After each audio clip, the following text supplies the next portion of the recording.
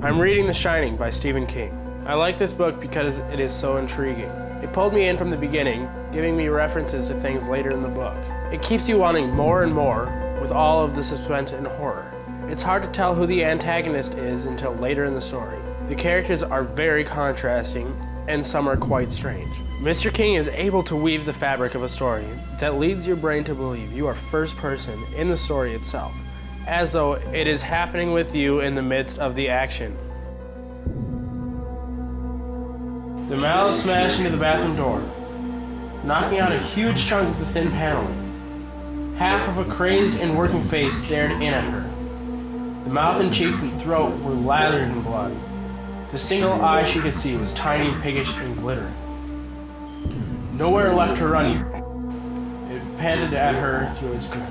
The mallet descended again, knocking wood splinters into the tub and against the reflecting surface of the medicine cabinet. The medicine cabinet. A desperate whining noise began to escape her as she whirled, pain temporarily forgotten, and through the mirror of the cabinet back.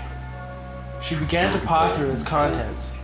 Behind her, that hoarse voice bellowed, "Here I come now! Here I come now, you pig!" It was demolishing the door in a machine-like frenzy. Her hand closed over the dispenser of the double-edged razor blades, just as she heard the hand again, fumbling for the bolt and the spring lock. She slipped one of the razor blades out, fumbling at it, her breath coming in harsh little gasps. She had cut the ball of her thumb. She whirled around and slashed at the hand which had turned the lock and was now fumbling for the bolt. Jack screamed.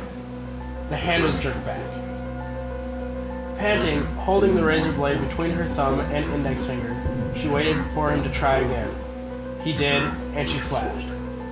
He screamed again, trying to grab her hand, and she slashed at him again. The razor blade turned in her hand, cutting her again, and she dropped it to the tile floor by the toilet. And a sound coming through the bedroom window. A motor, a high insectile buzzing sound. A roar of anger from Jack, and then, yes, she was sure. He was leaving the caretaker's apartment, plowing through the wreckage and out into the hall.